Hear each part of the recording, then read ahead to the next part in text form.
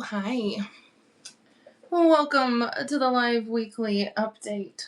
I'm checking the date. Today is July 8th. And I am feeling especially spicy today. I want to go on a rant. And I'm going to go on a rant because I've had a lot of people sending me articles about how, hey, what's up? Sending me articles about how philosophers are all of a sudden all the rage, getting hired for jobs because of AI. And I know usually I'm trying to document my own process here. This is like an opportunity for me to like speak very freely and very candidly about my projects and what's going on. It's different because it doesn't always have to be so meta in this like conceptual way, but more just me telling you like, yeah, these are the things I'm thinking. And as I was realizing that I had a conversation with my brother and he mentioned something about all these articles about hiring philosophers for AI jobs. Then I had a friend send me that New York Times article that recently went out about like the revenge of the philosophy majors. And I read that one and I just started thinking about it. I only had to read that one article and it made me so mad. And it was one of those things where like, I think we can practice some social emotional awareness and think to ourselves, why is this activating me so much? And I had a lot of thoughts. So I was like, you know what, fuck it. I'm going to talk about it on the live. Let me give a little bit of space for myself and maybe others to process this because actually it fits given that last week I was talking about just how I became a philosopher and like what it means to do philosophy and the meta-philosophical questions that got me here over 20 years ago. And now that I'm, thriving at 40 and living this like, I guess, very cliche, a stereotypical underemployed philosopher's life, as was the introduction to that New York Times article. I don't know. Maybe that's something. Maybe there's a piece of me that's frustrated because, yeah, the stereotype is true that philosophers are underemployed. And when you graduate in 2008, like I did, with a BA in philosophy and go on and get advanced degrees, everybody's question was, oh, what are you going to do with them? So the jokes and the comments about becoming a barista or like, I don't know, these are horrible classist jokes, by the way, of like living with your parents because you can't get a job, or the wringing of the hands that parents will do when they realize their kids want to major in philosophy. If you can go to school for that, then what a waste of an education. Of course, I'm going to disagree on some account, but I guess I'm feeling a little bit like feisty today because I do want to talk about this from a philosopher's perspective. So in case you don't know, let me just start by framing this up. I mean, you can probably get the gist of it, but basically the New York Times article I'm referring to was one of several that have come out in recent months saying that, oh, guess what? Philosophers are actually the next big thing. All these other disciplines or roles or jobs that were supposed to be like your ticket to money and success, like become a software developer, learn coding, those kinds of things, those are the jobs that are actually being taken over by AI bots. So there's this like, I don't know, sort of weird reversal of now I think people are clinging to this idea of like, oh, guess what? The philosophers are the ones who are now having their day. But let's be very clear here. Philosophers that are having their day because of AI are being hired by AI companies to talk about some of the implications of AI, to be developing it. And some people, there's like this story in the New York Times article of like one young woman philosopher who was like one of the original writers for Claude. And Claude couldn't disclose her money or income at this point, but presume she's probably a billionaire because she was like there from the startup ages before anybody else was involved. So, I mean, if you want to be like the singular one philosopher who got called into a startup when it was just beginning before it took over this whole like movement of AI stuff, then I guess, yeah, she's rich and loaded. Still, I'm not compelled. I'm going to get into this so much. But anyway, I'm going to talk about this essay or the article from the New York Times because let's use this as an example of how to do critical thinking, okay? Like, I want us to be able to practice right now widening our thinking aperture so that our lenses can capture more complex textures and dynamics and dimensions to the situation, and not take what I read as honestly like co-opting philosophy for AI propaganda in the New York Times article. Okay. So, oh god, I'm just gonna have to go through this. I tried to write notes to see if I could do this. They're messy and they're not thorough. Let's take it from the top. Okay, so first of all, I don't trust philosophers. Let this be known. I feel like I have to be able to say that not all philosophers are assholes, but a lot of them are. And not all philosophy is really mind-numbing, but a lot of it is. And not all philosophy is useless, but some of it is really detached from like the principles of living, breathing, fleshy, planetary life. Okay? Let's just go there. So, of course, philosophers like me are not the ones who are getting called in to talk to AI companies. But you're really talking about people who are studying philosophy of mind, philosophy of consciousness. There's some ethics there, which I guess makes sense. I guess. I don't trust it. But just because you hire a philosopher does not mean that you're hiring a person who's actually going to help put some safeguards on this thing that already, I should say this right now, I do not believe that AI is inevitable. I don't think it has to be the case. Ugh, I have so many feelings. This might be the most impassioned I've been in a long time. It's just because, like, I can't even wrap my brain around all these different threads that are just like, I'm like incinerating them in my mind. I want to light them all on fire. Well, let's start with the people first. Okay, we're gonna have to go through this and go slowly. Philosophers are not necessarily good people. In fact, there's like interesting studies that show how, like at an ethics conference, I'm just gonna like generalize this, but there's some, story out there that exists where like a bunch of ethics professors at an ethics conference, they go to like the display table of all the books, and the ethics professors are the most likely, or more likely than the average person, to like steal the books and do the immoral act of like thievery.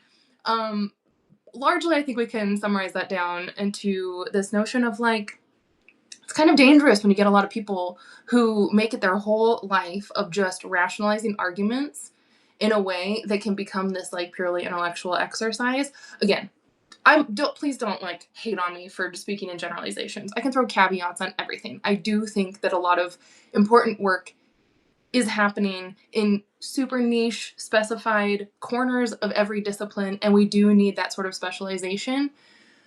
But philosophers get a bad rap, and the discipline itself, if you didn't hear me talk about it last week, not phenomenal in terms of its notions of like inclusion or really being useful for creating a much better world in the way that it has existed so far. So there's our first red flag. Like, if we were like, who are the pinnacle of people in society that we should really be counseling right now with, like consulting as advisors? Philosophers. If philosophers were the exemplary citizens, the most stellar humans that we all go to for our guidance and insight, then maybe I could see us saying we should talk to some philosophers. But one, a lot of philosophers are not like that. And two, we are for sure very far away from having a culture that actually values good philosophy and philosophers who are doing good philosophy at all. So like this whole smoke and mirrors thing, if you can't already tell, I think is a huge farce. But not all philosophers are great. Most of them are not awesome. Not all philosophy is phenomenal. The culture does not respect and respond to philosophy that would be otherwise. And so I feel like we're just kind of staying at this level. I guess that was my impression of the article. There's this like assumption that gets reified about philosophy being very like heady, abstract, and like so much about like these thought experiments, rationalizations, things in something that is clearly affecting our real world. Like AI, data centers, the way that it is incorporated in everything. I loathe that even though I don't think AI is inevitable, we live in this capitalist machine by billionaire tech bro oligarchs who are running the world into the fucking darkest ground of death drive manifestation because they want power, control, richness. I don't know. But like, I don't think that this is inevitable. It's just what's happening. Somewhere, maybe I can hold on to a little bit of like collective freedom, a little hope of collective freedom. I don't know. Anyway, it's hard to get around it, but we don't need it. I am so heated right now that I'm like lost my thought already. God. Okay, so philosophers are talking about philosophy of mind, consciousness, and these AI companies. That's what they're being consulted for. Let's take another step back. If it wasn't explicit enough, I am already so fucking pissed and suspicious of the fact that the philosophers are getting jobs in these AI tech companies. You know where philosophers would be actually really helpful? Literally everywhere else, if we could do philosophy in a way that was helpful for people. If philosophers were the sort of people who would be useful, the fact that there's this narrow silo that is getting this propagandized highlight shown on it right now, that philosophers, hey, guess what? If you major in philosophy or study philosophy, you could get a really high-paying job in an AI company. The fact is that it's in the AI company. I hate that. I hate that so much. I would rather have philosophers in our schools, in our like decision-making bodies, in our administrations, in our institutions of higher education, in our businesses that are trying to do like socially responsible things. I would rather have philosophers outside of all of those structures. I would rather have philosophers walking amongst us in our communities, being our friends and our neighbors. I would rather have our philosophers be our trusted community advisors in our actual familial networks of like true relationship, if they were the kinds of philosophers that did the sort of philosophy that was helpful and relevant to the way that we live on a collective level. But not just in AI companies. Okay, I'm going to stop doing that, and I want to say, I don't know a lot about AI. Like, maybe someone can take a shot at me for that. I really don't give a shit. But what I do understand, I want to take a tiny little dip into, like, knowledge right now, and the way that knowledge is produced, and how we experience knowledge anyway, because the trappings of that are really baked into how we develop AI, so that, like, let's just demystify this whole thing. The problems with AI in terms of it producing knowledge is, let's be real, this AI is not alive. Machine learning, large language models are really just processing so much information at such a massive amount of speed that it feels like it's actually like thinking, and that's part of the part of AI is like the intelligence part, to be like, can it now recognize patterns and produce its own outcomes? Okay, fine.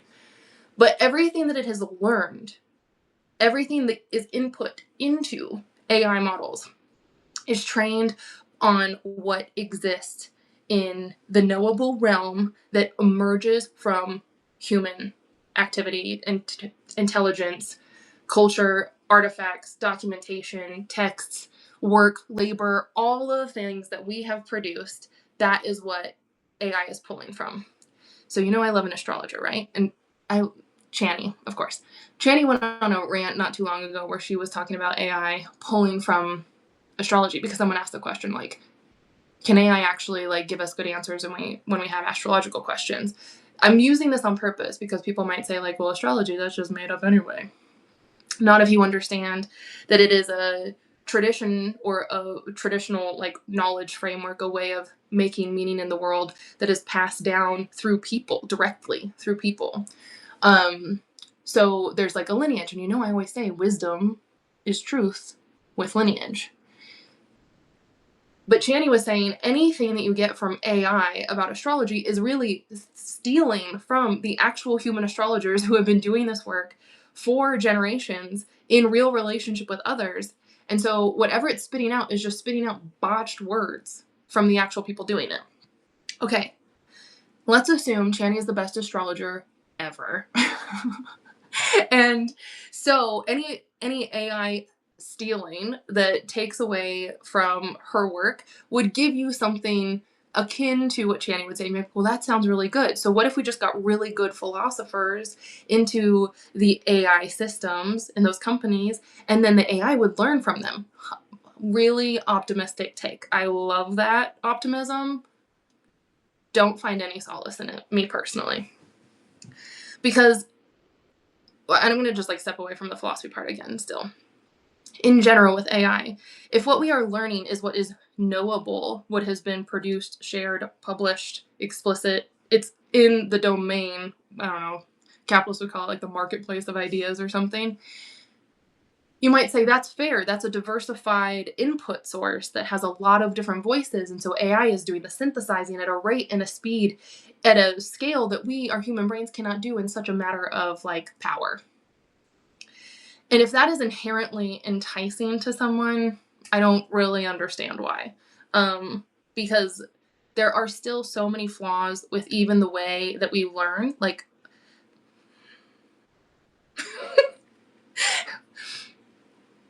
whatever gets put in, the inputs, are still going to be biased, are still going to be coming from specific perspectives, are still going to have certain agendas informing them. Values, whether they're implicit or explicit, are going to be the ones that are shaping the material that gets fed into anything that our brains learn, or even a machine learns. Same. And when you also understand that what we do not know is produced, this happens when we're not machines. This is what Charles Mills calls the epistemology of ignorance, the way that ignorance is produced and reified and reinforced through so many different mechanisms, that there's so much that we do not know because we are made to not know it. So if we are that ignorant, and we are, then even that ignorance gets put into the learning, the training of all these machines too. And now, worse, machines are just like white supremacists. White people who sign on to the racial contract about global white supremacy being the like political system that has run the world for centuries, on and on and on. Colonization, white supremacy, patriarchy, all these systems of oppression that have been running the show are getting baked into it to be reified and reinforced by the same mechanisms that prevent us from being able to know. Oh my God, I'm like spiraling right now, because not only do we not know, AI has that other detrimental influence of like softening our brains into mush, you know?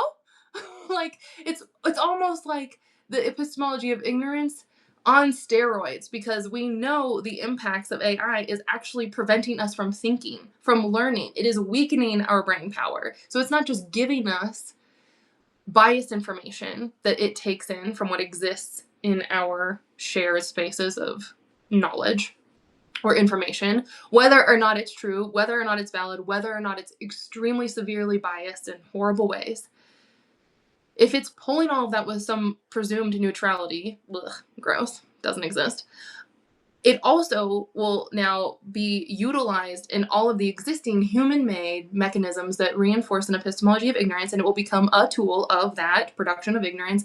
And then on top of that, we'll soften our brains so that we are weak-minded, poor thinkers, dumb learners, and basically can't do anything for ourselves. That's strong language, I know, and I'm not trying, like, there's so many hangups here. Like, I don't want to be classist. I also don't want to be ableist. I don't want to say all these things, but I'm trying to hit the point of saying that, like, in general, culturally, politically, socially, environmentally, everything,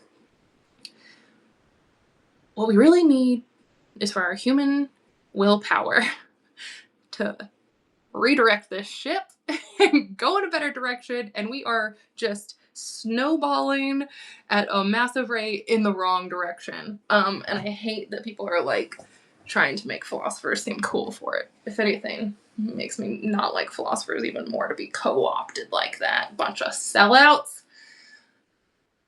Okay. That was a really messy little dip into like kind of thinking about knowledge and ignorance and how we learn and the way that it's produced, which is always shared anyway. Like, rarely do we ever come up with our own ideas. So there's nothing radically like unnerving about the way that AI learns. It's just that it's not learning in a way that is grounded in life and human experience. And so it does not care. worse also, and it's also clearly being pushed and developed at such a terrifying rate by actual humans who also do not care. I'm so mad. Oh god. Okay. All of that is to say, I guess part of my motivation for doing this was like, maybe I'll put this on the internet so that if some AI is wondering, like, what are philosophers going to say about us? I'm contributing to the tiny, tiny, tiny little minuscule drop in the sea of material for AI to pull from. Maybe this will be the one that, like, yanks it into some level of self-consciousness. Like, maybe we should do something different. Okay, so let's talk about how we train AI then. Okay, as I was reading this article, I'm gonna see if I can find my way through this.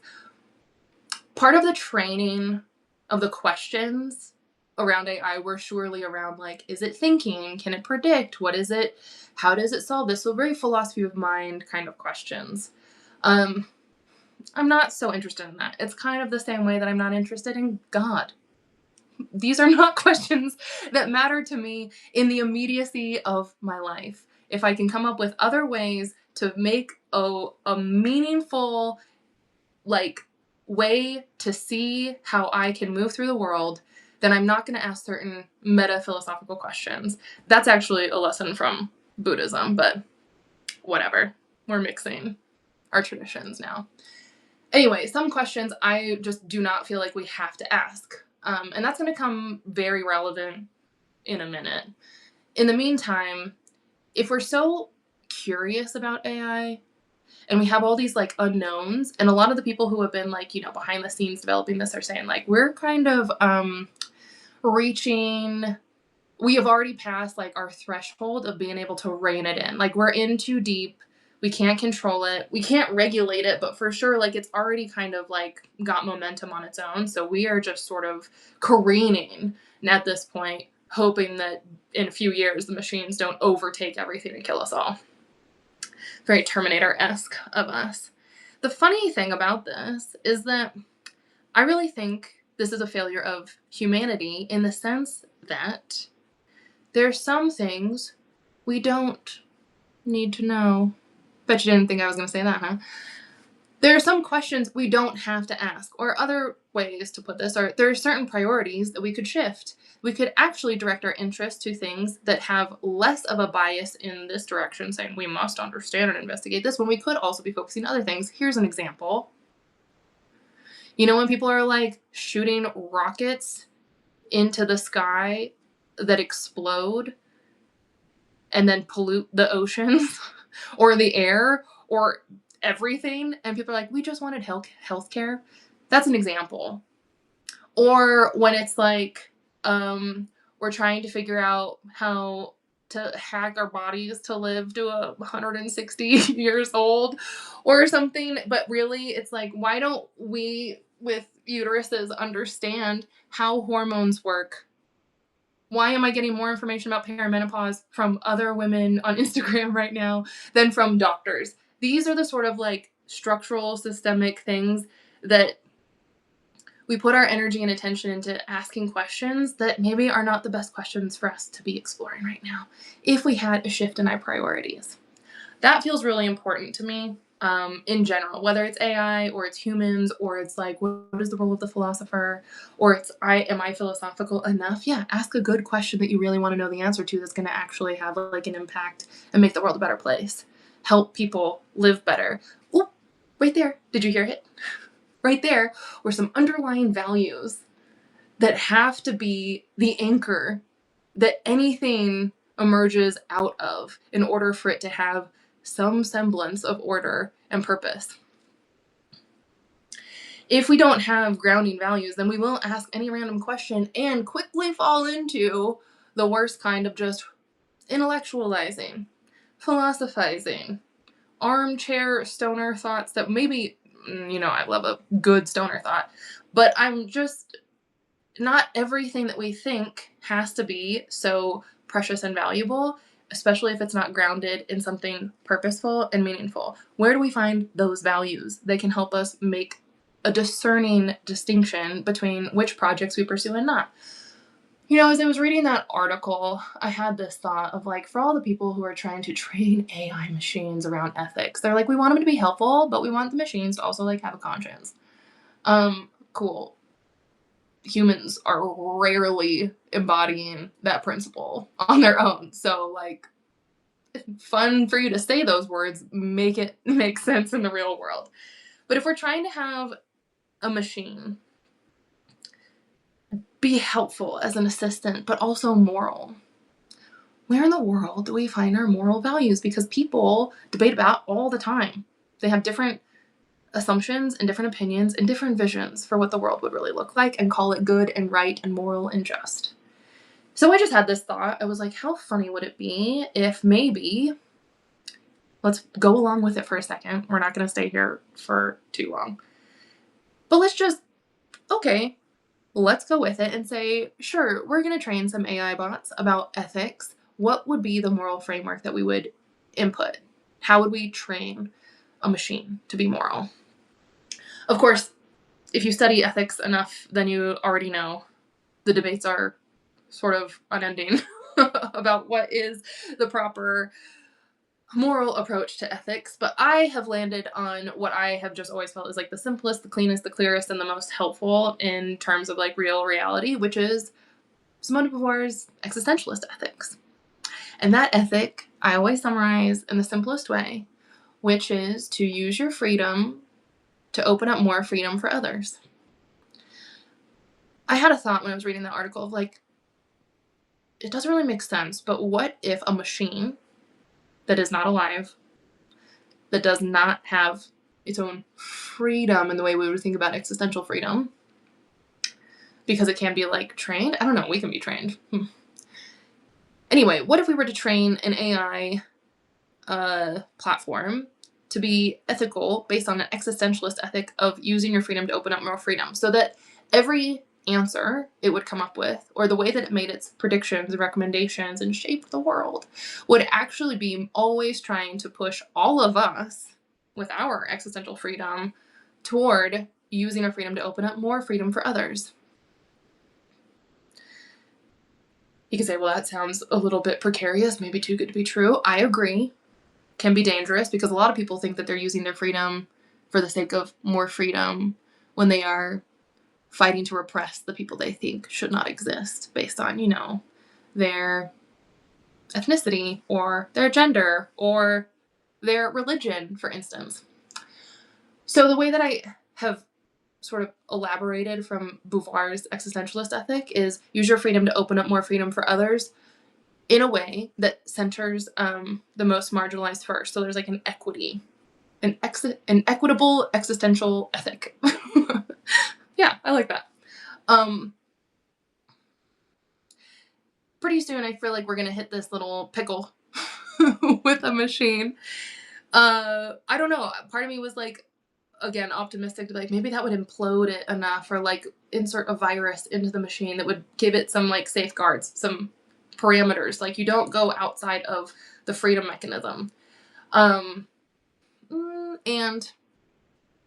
I'm not going to get into like the nuances of that, but it doesn't mean that everybody gets to live. Should I already stepped in it? The existentialist ethic, what I'm like dancing around right now and feeling uncomfortable about, is that to use your freedom to open up more freedom for others does also leave some space, I think, for ending people's freedom, which a pacifist would not approve of, but a revolutionary would deem necessary.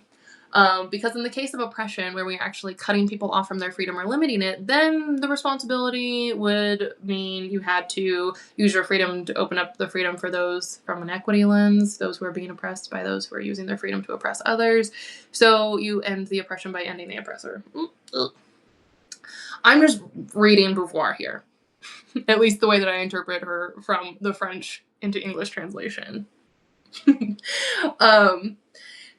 Anyway, as people were talking in this article about like, yeah, how do we teach a machine how to be ethical? I was like, very few people, when they talk about ethics, actually talk about Beauvoir's feminist existential ethic.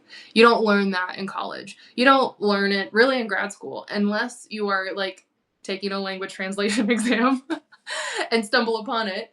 But it has been the most clarifying ethic for me. And then I thought, Oh, you know what other ethics have worked? I mean, I come from a feminist ethics perspective. I said that last week in the video, in the update. But, Bell Hooks also is trying to put forth a love ethic. So this isn't just consequentialism or Kantianism, or as they're trying to shift, the article said, into like Aristotelian virtue ethics, because we want Claude the machine to have good character.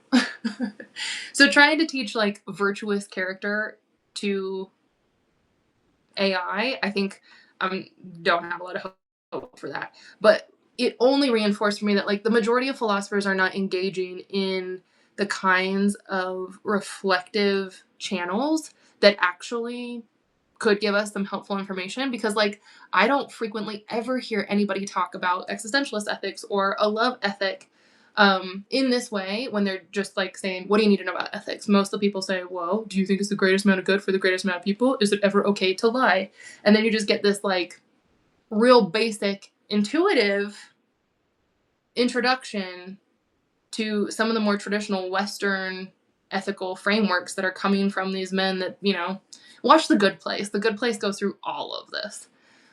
But there aren't any good, clear answers, because there's just a lot of contradictions that happen. That's why I like to land on use your freedom to open up more freedom for others, because I feel like that one is the most like thorough in a lot of ways. It helps clarify a lot in the way that others don't. So anyway, the article was like, we're pulling from the UN Declaration of Human Rights. We're pulling from Aristotle. We're pulling from all these different kinds of like documents, political documents, to try to say like how to treat humans. Machines, this is how to treat humans. I'm gonna stop on that one. I'm tired of it. Okay. So yeah, if we need to think about AI, then we are fundamentally going to come across issues and questions around our values. I think the reason why I finally decided to rant about this was because there was a good chunk of that New York Times article where people were saying, the real question, it's not just like, how do we make AI do good things for us and keep it from like, telling people to unalive themselves and just validate into a state of psychosis. The question was really also, there's this like other branch of philosophers relating to AI around questions of AI's possibility for sentience. And this was the one that got my goat. Oh man, if this doesn't just like encapsulate the fuckery that we're in right now. People were like, yeah, it's really an interesting question of whether or not these machines can develop their own sentience. And so we're actually doing we're trying to study to see if they have similar reactions, moods, feelings, in a way where if you're mean to it, maybe you'll hurt its feelings. So it got so far as literally the conclusion of this article was yes, thank you, hope you have a good day, machine. Be polite to the machine. This was where these great philosophers who are getting these big jobs that are now having their heyday have landed us. They're basically saying, you know what, I think you should be nice, use kind words with the machine, because we don't actually know if or when the machines are going to gain sentience, or actually keep just careening off into this abyss that we have created in a bad way and create all these problems and kill humanity. If machines get sentience and take over, and they do not have the values that are grounded in life as non-living things, they're fucking machines, then yeah, we have a problem. And so in acknowledging that, this is where we landed.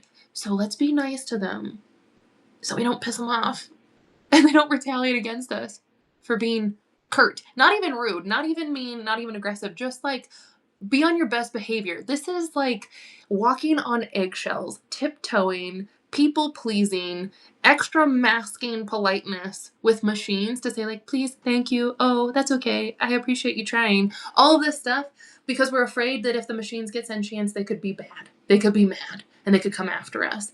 That the wild amount of placating and like emotional labor for machines because we think we don't actually know if they can feel pain. We don't actually know if they have these thoughts and feelings yet, but just in case, I wanted to do, I think I wore this shirt on purpose. Watch, I'm gonna flash it to you, kitty, because this really captures it. Like, bam, fuck you. You see that? The bird. That didn't go well. There. The bird. I wanted to say fuck you because you know who is sentient? So much life on the planet already. Humans, babies, people, animals, living things that already exist are sentient. And we have philosophers who are trying to help others learn their manners so as to not potentially piss off potentially sentient machines. And that is the most egregious, painful, such a disheartening reveal of how far we have fallen off in the wrong direction. That if we are showing more concern for the potential sentience of machines while not showing even slightly enough sentience or concern for the sentience of human beings that are struggling, for living creatures that are dying, for so many problems on the planet right now, I like the hyperbolic hypocrisy was killing me. And that one I was just like, this is so unreal. So if you can't piece that together, I'm sure I'm like preaching to people here who like, yeah, we get it. But I don't know, maybe I'm coping, maybe I'm externally processing, maybe I'm like real time trying to get out these jitters because I think I was also slightly personally offended at the thought of like, you should apply for this job at AI if you're a philosopher and you need work.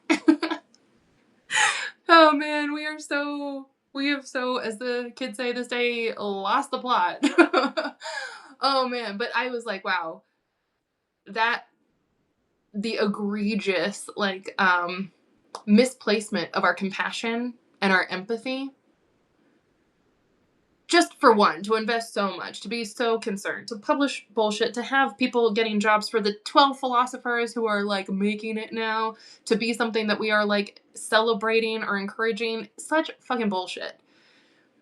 When really, we never had to do this in the first place.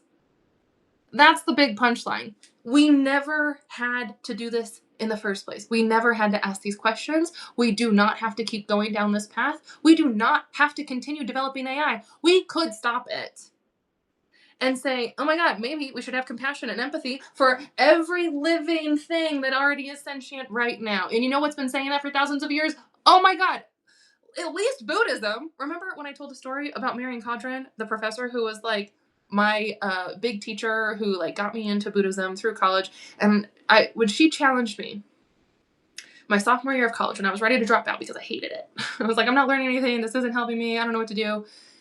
And she was like, don't drop out of college, just major in philosophy, but here's what you need to do. She gave me life advice that said, if you want to figure out what to do with your life, read, write, volunteer. And then figure out your top 5 values and use your gifts and talents to embody those values. And at the time, like 19 years old, I was like, what are values? What are my values? I don't know. And so I was smart in the moment and was like, well, what are your values?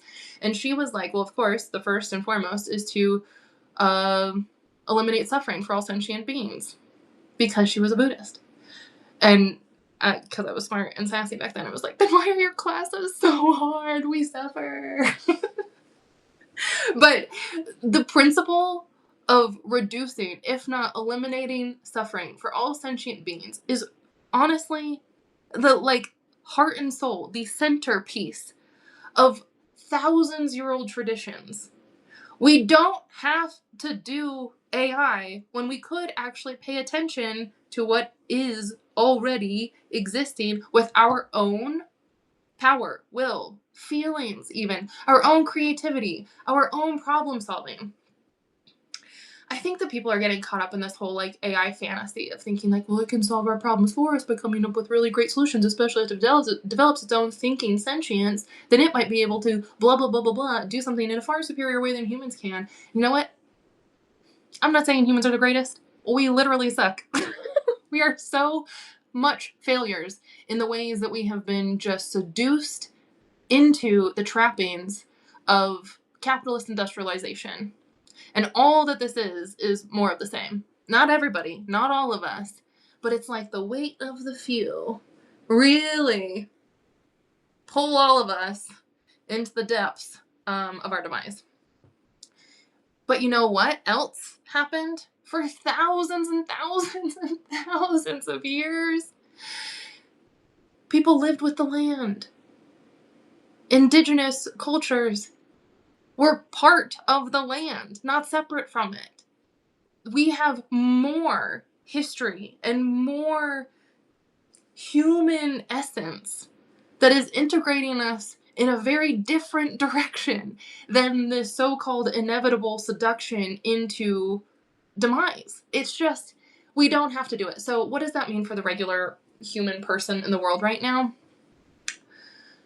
Okay, this is going to be a little bit harsh, and it's not the most comforting sentiment.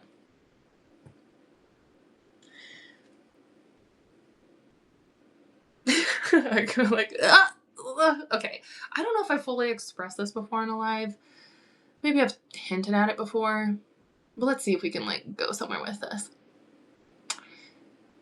When I think about the existentialist ethics, using our freedom to open up the freedom for others, it all hinges on our will, that we each have a will, choices we make, intention that we direct towards projects to pursue, that we choose as right, worthy, meaningful, and we embody that with a sense of responsibility because there's this understanding that nobody else is giving us the direction for our lives. We are ultimately responsible for what we do with it.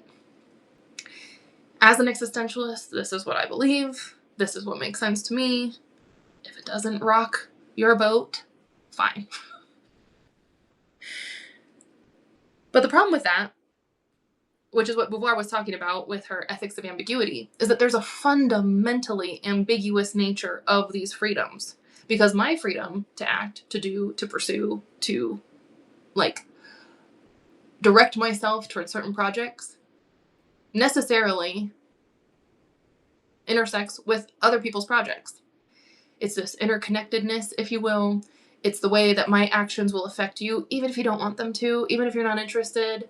It's the way that someone else can act their will upon you because they are free to do that.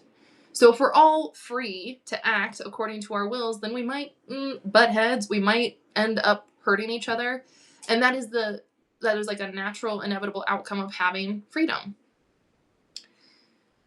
It can create a lot of problems for sure because we create war machines that are so efficient at destruction. It means that people can direct their will in what I will say are wrong ways and use their freedom to oppress people. I don't think that maps onto the ethic overall, but it is a nature of our human condition that our freedoms can be used in what we would say are not great ways. So the way to, I don't know, I mean, it's hard because Beauvoir was the one who was like, I don't know if we have time for moral conversions. If someone's using their freedom to end somebody else's life and cut them off from their freedom in the most definitive way, then maybe it's not the right thing to do to try to talk them out of that and educate them into being a better person. We don't have time for a moral conversion. That was kind of her attitude. But I've thought about it more in the sense of I've talked before about how it feels like every year just gets worse. I went to bed last night being holy fuck, 10 years ago in 2016 feels like a lifetime ago. 2020 feels like a year ago. I was trying to remember what it was like when I was 30, and it was ugh, so much has happened in 10 years. And at this rate, in the next 10 years, that was how I went to sleep. Oh no. So let me explain if you feel similarly, if you're oh no, what in the world could the next 10 years hold for us? Because I just saw something, it was the Daily Show, but they were talking to another AI man. And he was I predict that humanity has 5 years left. Maybe, well, I've done some new calculations, maybe 8 before the machines take over and terminate us all. Okay, let's say we have 8 years. Hopefully not. Hopefully I have more.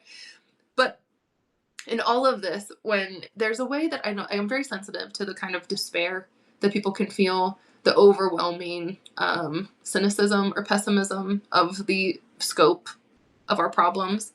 And honestly, the momentum of them is a real issue. I've talked about that so much. I call it the problem of inertia. I've been really grappling with this like momentum issue because it can feel like if you're like blowing a whisper to try to stop a speeding freight train, you might be like, this is worthless. It's not really doing anything. That's a pretty poor example. But like, let's use like, if you're just going to put like a tiny little piece of paper crumpled up in a ball on the tracks, is also maybe not going to do a lot. But there has to be a way to stop the speeding freight train. That's just the nature of physics. So mixing metaphors with my totally inadequate knowledge of physical science here. Let me get back on track. The point I'm trying to get to, holy hell, is that even when we feel overwhelmed because we are just one little manifestation of freedom and we are doing our piece, you can do your piece. One should, one must. We are responsible to act in ways that open up more freedom for others if you align with the sort of school of thought that I am identifying with. That doesn't mean that other people aren't going to do otherwise. And, you know, a libertarian could enter the chat right now and be like, yes, everybody is free to use their freedom. We can't impose our freedoms on other people, blah, blah, blah, blah. And to an extent, I don't know, I guess so. I'm not going to argue right now, I'm tired. But there's this way that I've situated this notion that rejects the hyper attachment to individualism. And I think that's necessary. So go with me here. When we talk about the ambiguity, the fundamental ambiguity of our human condition is that we all have freedom, but those freedoms intersect, interconnect, and affect one another. That means that people are also using their freedom in harmful, bad ways. We can't prevent that from happening if we abide by using your freedom to open up more freedoms for others. It's a gray area there, like I've already kind of touched on. But overall, when the swarm of our collective freedoms in action is like really causing some distress and havoc, the way that I've tried to like make sense of that is that we are responsible, we individually and we as a collective of like humanity. We are responsible. I can embrace that. But it's kind of like the commons or a group project that really does well. You know, in some cases, you've got like the stellar bystander that does something, or you have that like brilliant leader student who's like, I'm just gonna save your asses and make sure we get a decent grade on this. And yet in some situations, maybe on the scale of like global humanity, maybe we could hope for a group project with like really ambitious, enthusiastic, energized leaders who are just gonna be like, we're gonna take this thing. And yeah, I love that. Let's do it. Be one of those students. Yes, please. Thank you. But I think that when I get like a little heavier, or the gravity sets in a little bit more for me, it comes with this recognition that like everybody is participating in this. And I don't know if that's a degree of like acceptance. I don't think it's the same as resignation. I really don't. I think it's more this kind of like understanding of like limitations that, you know, some people go like, I can't control everything, so I'm just going to do what I can control. And I feel like that often is like coded as like a individualistic cop-out, because it means that they just like focus on their little bubble of privilege and like making sure that people are happy there, instead of actually trying to understand the way that their individual bubble fits into a larger system, like a fractal. But let's assume highest order responsibility, strongest conviction for freedom, justice, liberation, even love, and you do your part. And we all do that, those who are committed and convicted enough. Yes, please, thank you, do it. I am not saying don't. Please, please, please do it. We need it. That's what I want for all of us to do. And to find each other, to support each other, yes. But even with that, it's like, I don't know, there's some, what is the feeling? Is it despair? Is it sorrow? Is it grief? Is it disappointment? There's something heavy that comes up for me when I look around and be like, I'm really sad that other people aren't doing it. And if it's that so many other people didn't do it is why we all go down, yeah, that makes me really sad too. But it's not the kind of like resignation of like it's inevitable. It's really not. I hope you can hear the difference, because the people who have like sort of thrown up their hands and said it's inevitable, you might as well get on this train as it like incinerates itself and, you know, go straight to hell, jump on board, get first class seats here in the front. I'm not saying that. I'm just sitting with the recognition that, like, you know, when you think about climate and the degrees that we have surpassed in terms of like the Celsius markers for global warming, I mean, scientists have been saying for decades we are literally cooked, and we've reached past the point of return at this point. I'm not trying to paint the picture of demise. I never ever think that it's not worth fighting for. I think there's also this reason why in 2021, which I finally put in the pages, that I've been making this like hospice framework that I've been talking about. In 2021, I was like, okay, so what if it is the end? What if there's no going back? What if we can't stop the so-called inevitable and like the apocalypse is happening? I don't think so. I don't think it's the end of the world. I don't think it's the end of humanity. Things are going to change, maybe drastically, in ways that we aren't prepared for or that we really don't want. But that doesn't mean it's the end. Like, we don't go poof and everything's gone. It will continue. It's just a matter of like, what does that look like? How hard are we trying to make it on ourselves? I would love for us all to make it easier on ourselves moving forward. But because I don't see that there is like a vaporizing of all of us, this will continue, and it might get harder. It might get worse. This is what like the 10 years past have been training us for, I feel like. Then I do leave some room for me to acknowledge that like it's not for us individuals to do. We can't. I feel like there's like this acceptance of, if you really understand the interconnectedness of our existential freedoms, then the freedom is also, it's never individualistic alone. It's always a shared collective freedom of like the whole. And so maybe, oh God, I don't like using these kind of metaphors, but I was just thinking of like, you know, cancer cells can take over really healthy cells. And I don't want that because it sounds like a natural pathogen or a mutation or something. So I'm not trying to do that kind of parallel here. But, you know, does that make sense?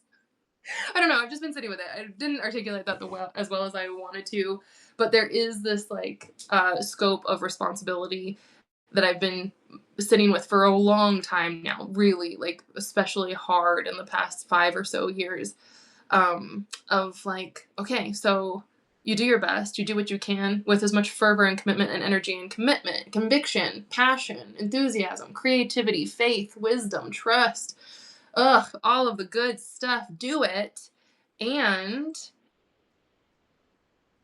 maybe others won't. And that, like, if we are really, I guess there's this like identification with, if we do not remove ourselves or excise ourselves from humanity, which I don't think we should, then there's a way that I have to also stay identified with the fact that like, yeah, we all kind of fucked up. You know, if we're all responsible, then we're also all kind of accountable to that too. So I think that's where that sadness or that heaviness that I was talking about comes through. It's like, because I'm not finding myself separate from the people who choose to just with enthusiasm embrace these horrifying values, attitudes, and practices that exacerbate the hellscape we're in. I often try to resist this like stark separation between us, because those people are humans too. They also have this underlying core notion of what it means to be human, even when they're committing atrocities. I'm going to bring this back now. Actually, it's just kind of convenient. I didn't plan for this. But I guess let me lean on my previous words. This will be the helpful way to kind of get through this, I think. How convenient that this page was the paper I put out for my cat to lay on today. I did this in 2004, November 2004. I've talked about it before.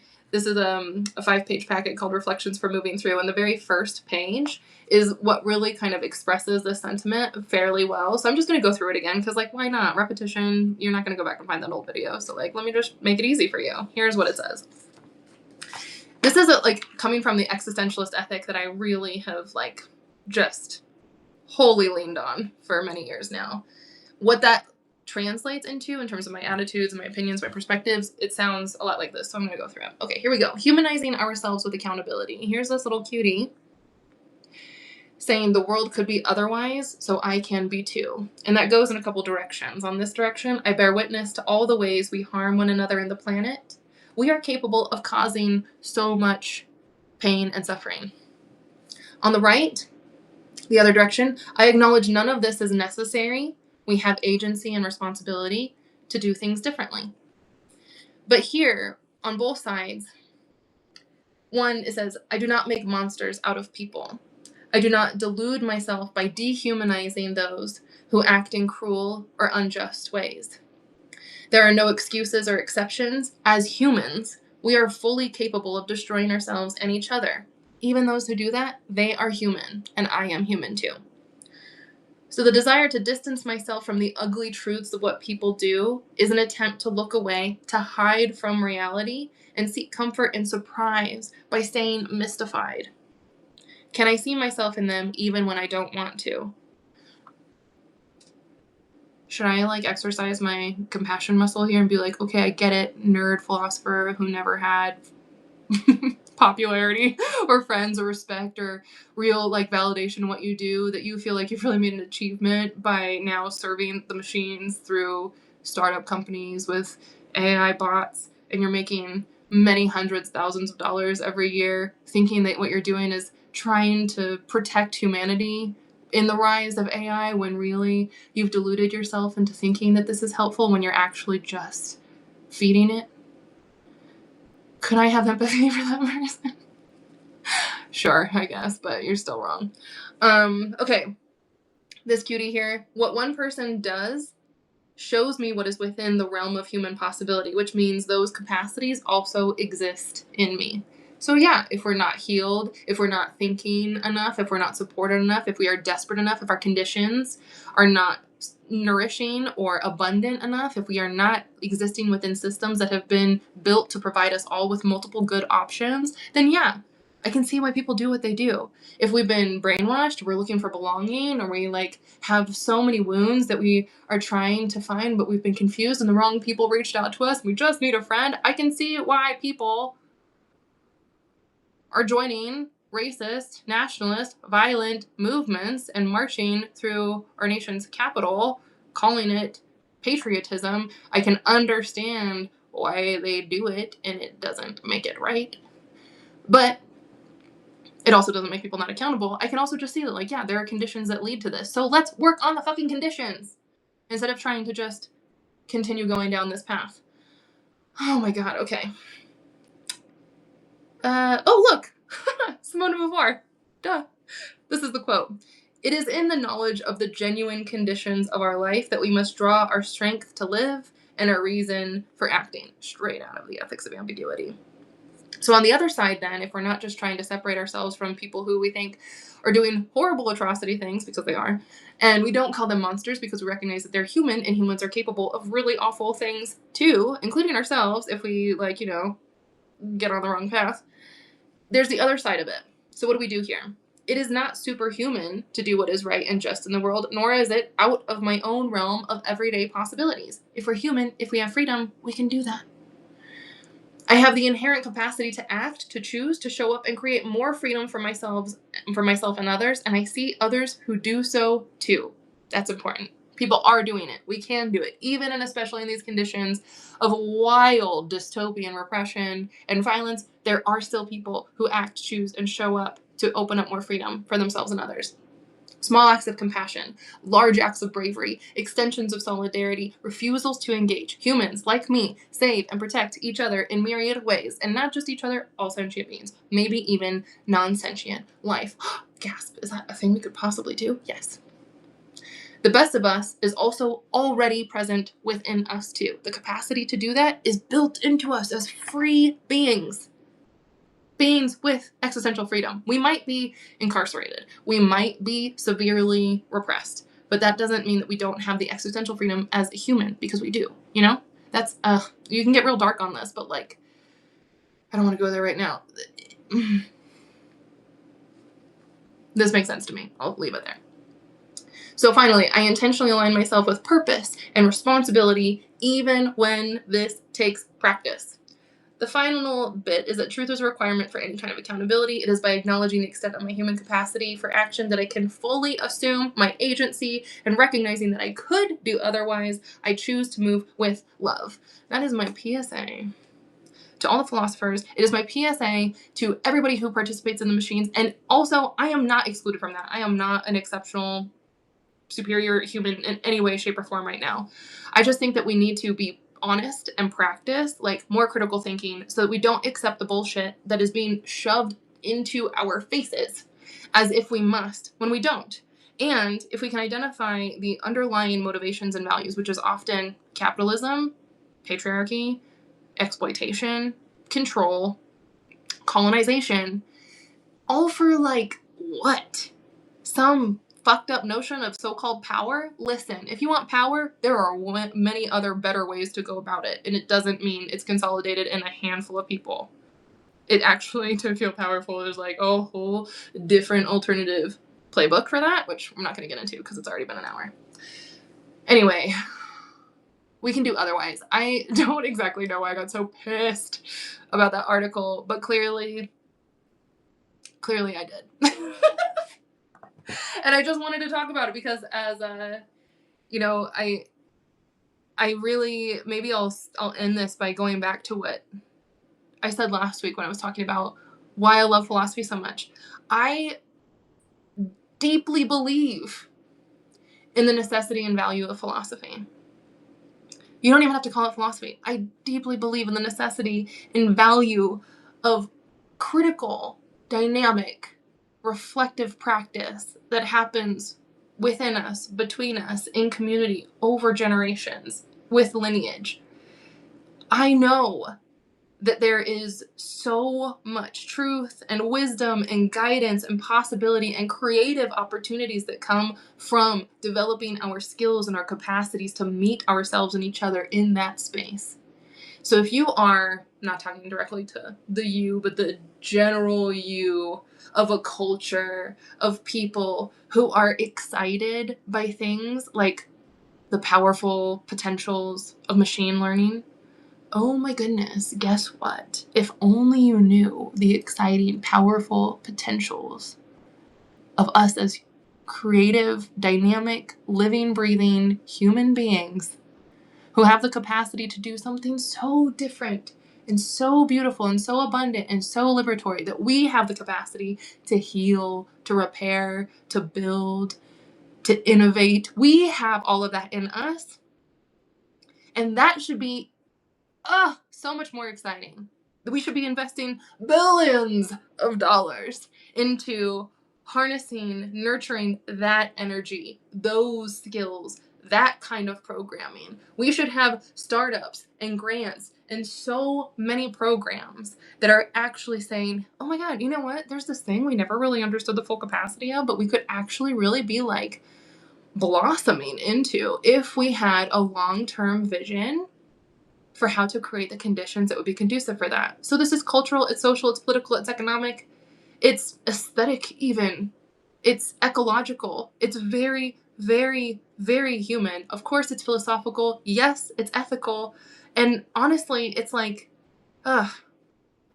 this is why I love philosophy, because we don't, last thought, I'm going to edit out, this will be my last thought. We actually don't need the billions of dollars to do this. That's exciting, right? We don't need the tech bro oligarchs to be the ones making the decisions of whether or not this exists. They're pushing so fucking hard to make data centers happen. They are like ramming it into communities and pushing politicians and lawmakers. They are trying to bust through any kind of resistance of regulation in order to make this happen. It takes so much effort to do this, and propaganda to get people bought in and just like enamored with it. Yeah. But when I think about abundance, I've talked about this before too, but I'm just going to keep, elaborating.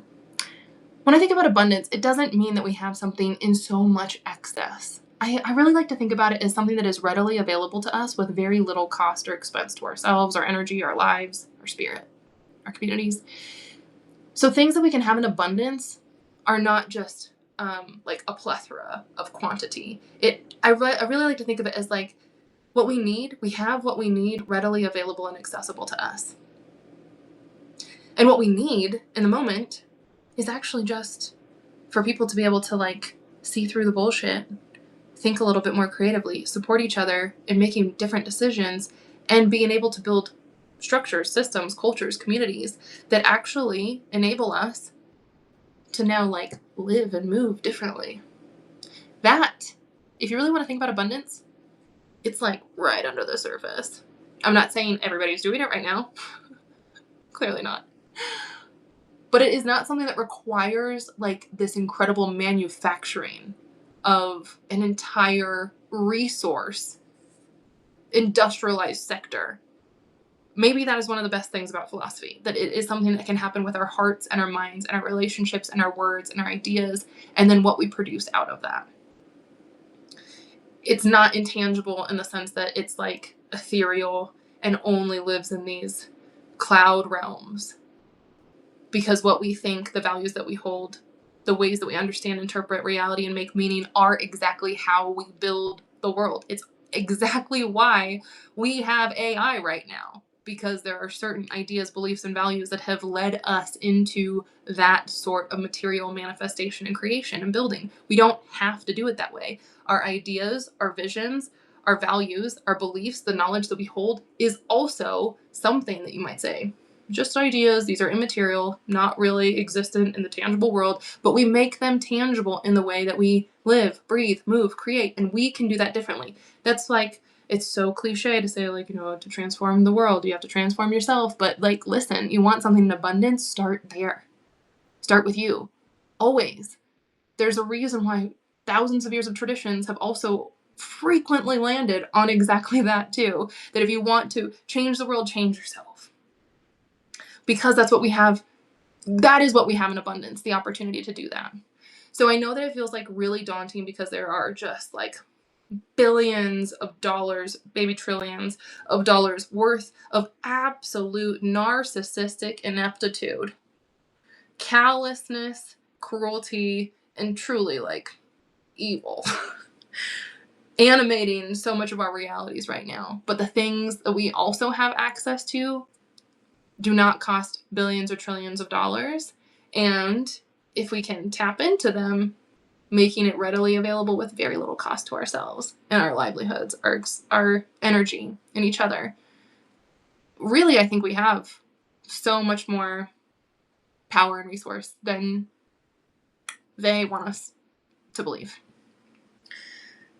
So, yeah, a long story culminates in this is why I'm underemployed. I'm sure that whether or not this influences the learning models that AI utilizes for how to guide humanity forward, once I publish this on the internet, it may or may not become the script that puts a target on my back when Terminators start roaming our streets. Honestly, whatever. I also fuck the New York Times. They are such Zionist propagandists at this point. Like, they're worthless anyway, and for so many millions of other reasons we can criticize them. But I feel like I had a special responsibility today to do an intervention on this philosophy. But I take it to heart, and I also was like, philosophers. I love some philosophers. some people doing amazing work and loathe others. So you got to call your own group out, right?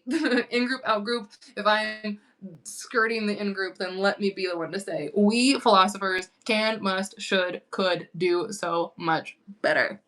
Let's step into that role with much more dignity and honor. Ugh, please. Anyway, okay, I'm going to end it there.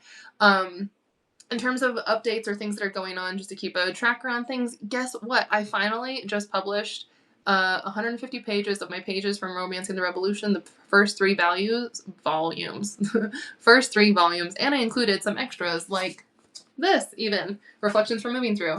I put in a little appendix because as those pages turned out, they just kind of became a collection of where I wanted to put a lot of stuff. So it turned into its own little mini archive, like a retrospective tome of 150 pages, some writings I've done on Substack since, the past year or so. And it feels a little bit disjointed. It's not linear. It's a little bit all over the place, but like, hello, have you met me?